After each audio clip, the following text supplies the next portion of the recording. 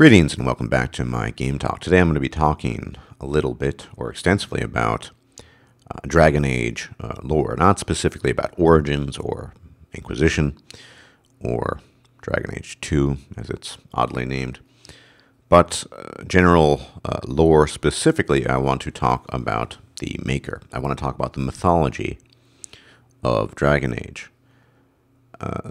Now, Dragon Age, in contrast to, say, Skyrim, in contrast to, say, the Dungeons and Dragons universe, tends towards a kind of monotheism. Well, it's a bit more complicated than that, but what I want to talk about, essentially, is the Maker. Now, for the sake of discussion, I'm going to assume the people who watch this video are familiar with Dragon Age, but I will give a little background. Of course, the Maker is reputedly the being that, the creator, the god, if you will, that created the world, the universe of Thedas. And he is essentially, these days, in modern Thedas at least, the religion of most human beings. And this goes back, and I'll be getting into this a bit, to a certain period of time when the Maker religion, if you will, became the official religion. Now, the Maker is an interesting concept. I think more than any other game, major fantasy franchise game, Dragon Age drew strongly upon traditions of Christianity and Christian mythology in order to flesh out certain concepts. So originally we have the idea of the Maker, and the Maker is the creator of the universe, a being that rejected his creations because they rejected him. So you have the jealous God syndrome, or rather the authoritative God syndrome that we see in the monotheistic tradition of the Canaanite deity Yahweh, and doesn't really interact with the world. This could be called a kind of deistic position. You could argue that most people in the Dragon Age universe, the people who profess belief in the Maker, are some kind of theist, I suppose. But functionally, this is important to stress, and I'll get back to this later. The Maker has there's no sign of the Maker. There's no evidence that this Maker really even exists. And of course, people who believe in the Maker could say, well, we have all creation, but that's akin to the argument you'll hear from Christian theists who say, well, we have the world, that's proof of, and so on and so forth. You get my point. So there's no solid evidence that the Maker exists. But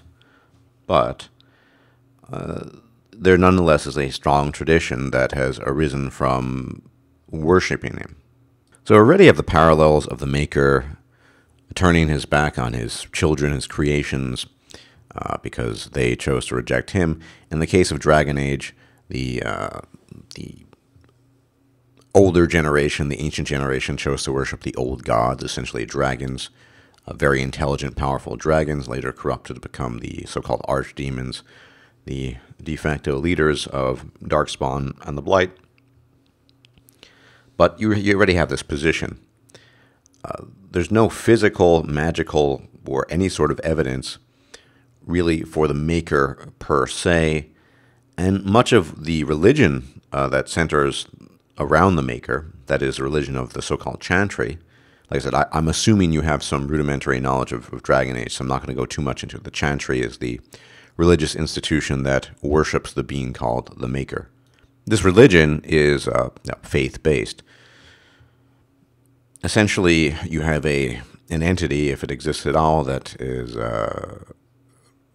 probably much more akin to deism. That is the idea, primarily Enlightenment idea, of a deity that a watchmaker that sort of created the universe and just sat back and let it run. He's not really doing a whole lot, with some theistic elements of people actively professing belief in this being. Well, the parallels, like I said, to Christian tradition, which I'll get to in a bit, but in general, monotheistic tradition on the whole, This idea of a former time when everyone worshipped the Maker, punishes them by cutting himself off from his creations, so on and so forth. That's clearly inspired on the part of BioWare by, at the very least, real-world religious traditions. Now, the Maker is not the Maker religion is not the only religion around. There are other religions. The elves are sort of spiritual polytheists, if you will, and I don't want to get into that. This is really about the Maker. So let's talk a little bit about the background of the Maker as an actual religion. The Maker religion didn't really become prominent until the so-called prophet Andraste came onto the scene. Now, Andraste was born a slave into the Tevinter Imperium, the Empire. It's the Latin word for empire, the Tevinter Empire. And long story short, and I'll get into the details in a bit, rose to prominence as a so-called prophet and a bride of the Maker.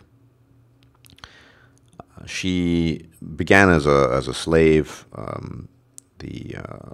barbarian slave at that. Married a warlord named Mafarath, and allegedly heard a calling, or some sort of song from the Maker. She sensed his presence, she began singing, and supposedly the Maker found her song so beautiful, so compelling, that he decided to redirect his attention, at least to her. She tried to convince him to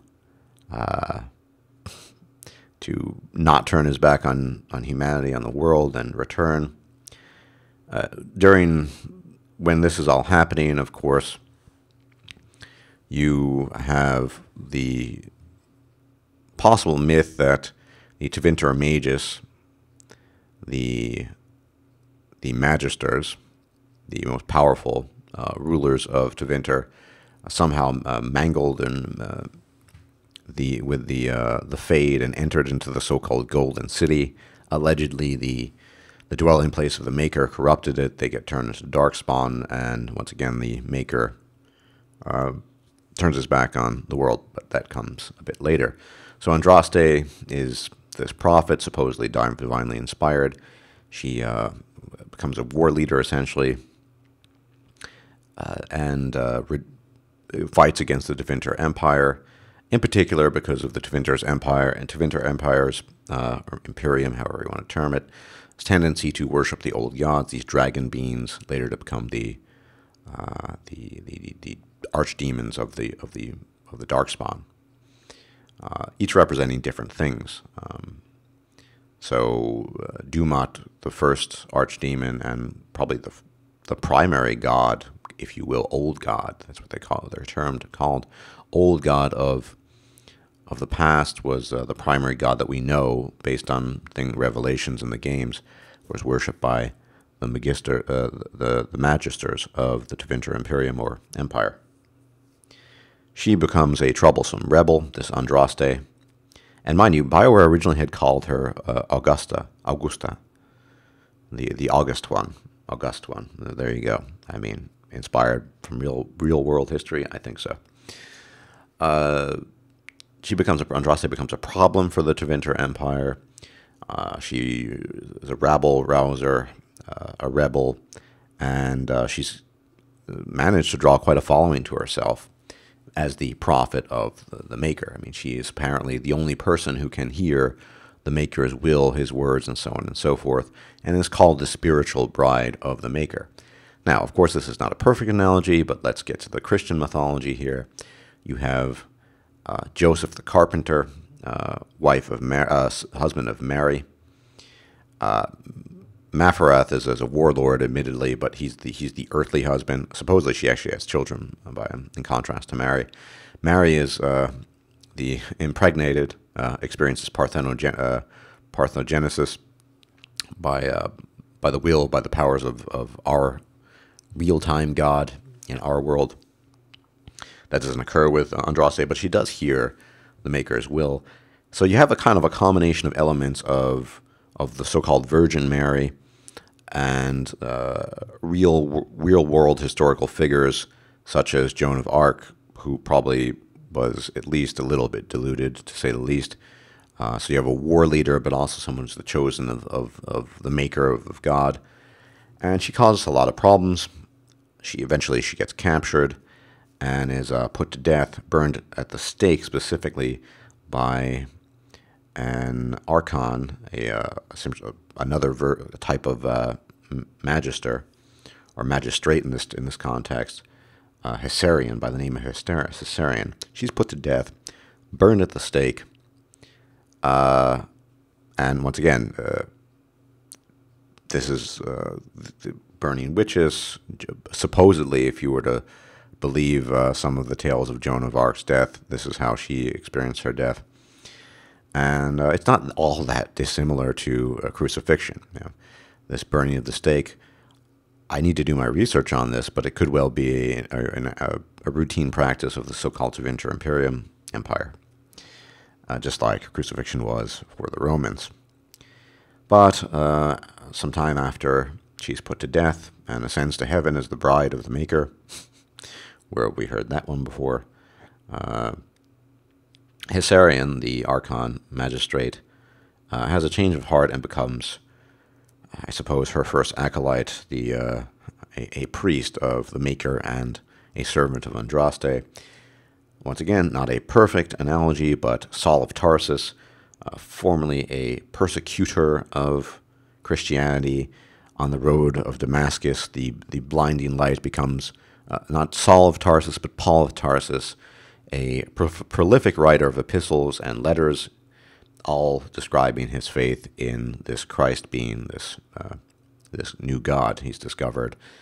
And you have a change of heart as well in this Hessarian, the former Archon. And this is essentially the beginning of the so-called chantry. Hessarian, who ordered Andraste's execution. In fact, supposedly he put a sword through her heart because he realized that she was suffering, and he actually begins essentially this history, this historical institution of the chantry, and all this religious stuff that goes on. And mind you, she was a conqueror as well. She was a warrior as well. Andraste, these are called the exalted marches. Exalted because supposedly the Maker was behind her in all of this. Thus begins the tradition of the chantry, but you really see the parallels between a lot of the Christian mythology, religious mythology in general. I mean, if she had originally been intended to be called Augusta, the august one, female, feminine form, that tells you something. Drawing a lot of inspiration from Roman tradition, Christian tradition, overall monotheistic tradition. And so the chantry comes into being, and of course the chant of light is their Bible, if you will, their lines. And they rant on about how the Magista, the magisters of the Tevinter Imperium Empire, corrupted the world by attempting, in their apostasy, in their defiance of the Maker, to enter the Golden City. It turned black, and that's how we got the Dark Spawn, supposedly. And that's in the Chant of Light as well. And how we all need to repent and return to the Maker. Now, remember, the Maker does not involve himself in the world of Thetis. If he exists at all, there's no evidence for this. Now, people might be inclined to bring up something that occurred in Dragon Age Origins. Part of the quest was to recover the ashes of Andraste, guarded by this sort of spirit guardian.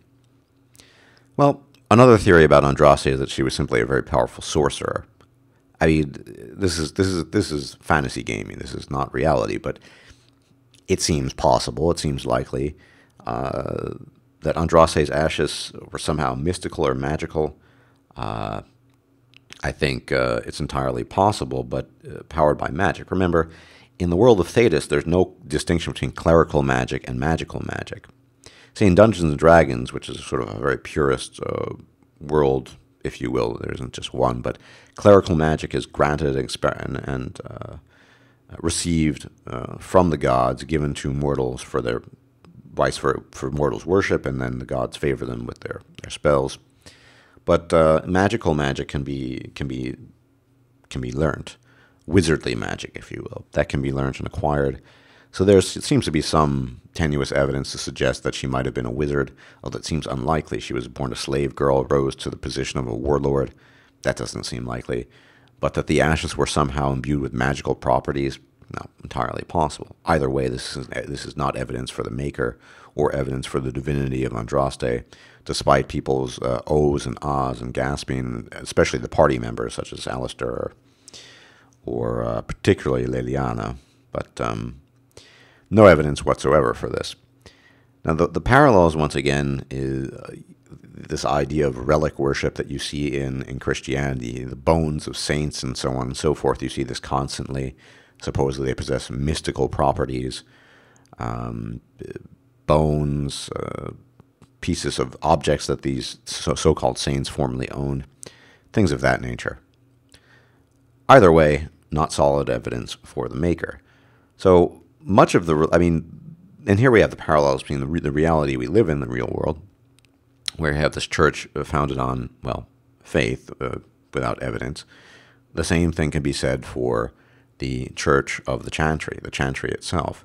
It's become an immensely powerful institution over time, spread throughout all of Thedas, very powerful in Ferelden, but obviously very powerful in Orlais as well, which is going to become the seat of the mainstay, or will be venturing forth from that area, the mainstay of Dragon Age Inquisition. That is to say, the Inquisition is based in Orlais. Big surprise.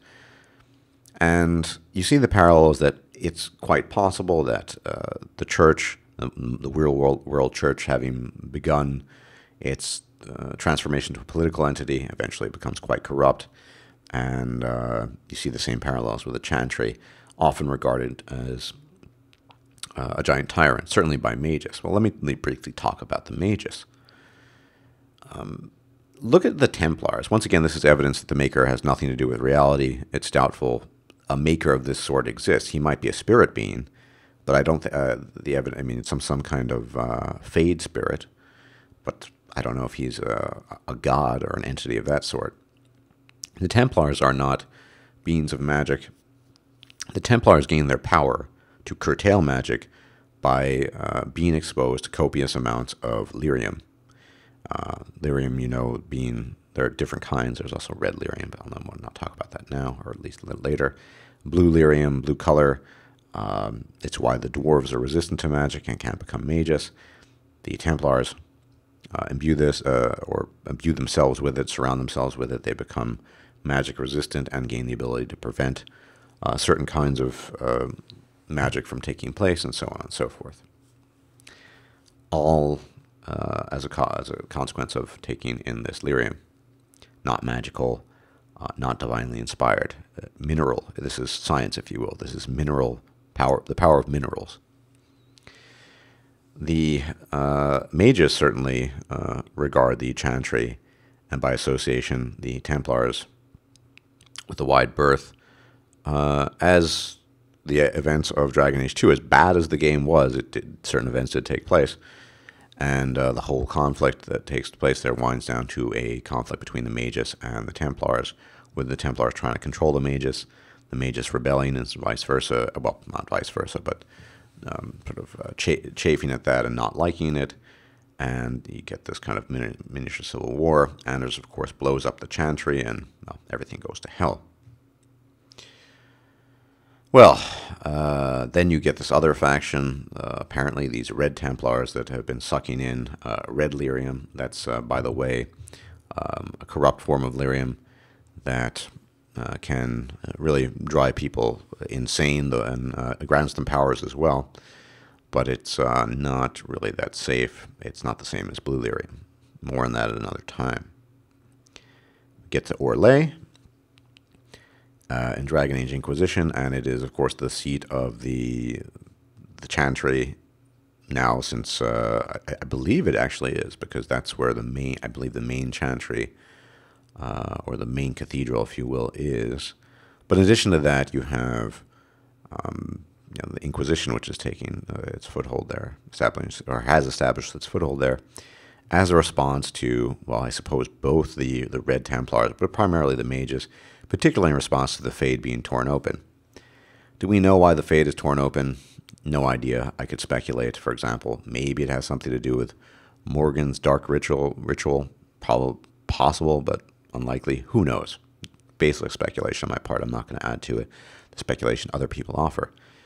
But you see the real-world parallels that clearly BioWare had drawn extensively from real history, the Roman Empire, Christian mythology and tradition, monotheistic religion, really almost to a T in some regards, and in some cases with some deviation. But there's clearly an amalgam, a collage, if you will, of a sort of a synchronization of many of these elements, and which is normal, that you have to be inspired by the real world to some extent and put into the game, which makes, of course, Dragon Age distinct from so many other games that run the polytheistic tradition, Skyrim, Dungeons and Dragons, and various other worlds.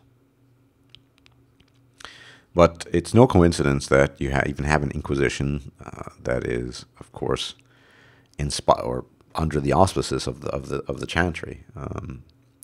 One final, the same thing happened in the 14th century. The Inquisition, the Catholic Inquisition, came into being in the early 14th century in Europe over time to address the issue of witches. And now the Inquisition in Thedas in Orlais needs to address the issue of rogue demons, the Fade being torn, mages just, I guess, running around willy-nilly, as well as Red Templars taking justice to their own hands. Who knows?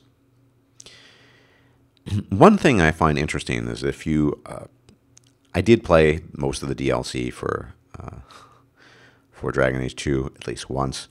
So there's a piece of DLC called Legacy, where the protagonist Hawk, in particular, finds out that his ancestor had been involved in locking away a very powerful entity. Now, long story short, we find out in this DLC that this entity, an ancient darkspawn, perhaps the first darkspawn, is none other than an entity called Corypheus, which actually in ancient Greek, means constructor or builder. Well, which is telling, this Corypheus, when he's released, doesn't have a whole lot of dialogue, but he says several things to the effect of, he references his worship of Dumat, the first god, the first old god, first archdemon rather. He references his